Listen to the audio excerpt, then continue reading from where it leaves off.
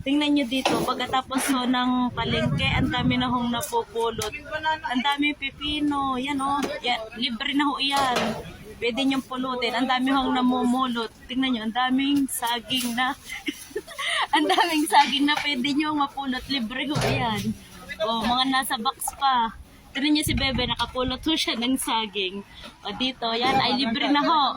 Only here in Paris, France. Yan, ang dami nyo hong prutas. Marami pa hong pagpipilian dyan, oh. May mga okay pa ho dyan. Di naman ho lahat ay mga sira. So, hindi na ho kami dyan kumuha. Ang kinuha lang namin ay pipino. Yan na ho, yan. Itatapon na ho siya. Kinukuha na. Sayang o plastic-plastic pa naman. A lots of fruits. Yan. Mga nakabox naman siya, kaya hindi naman ho nakakadiring pulutin. So, yan, oh. Gaganda ka. Pinapala lang and then inilalagay ho siya sa basura.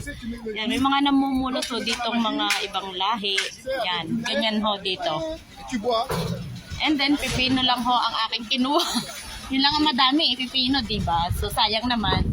Kaya maganda hong mamalengke dito kapag ho patapos na ho talaga.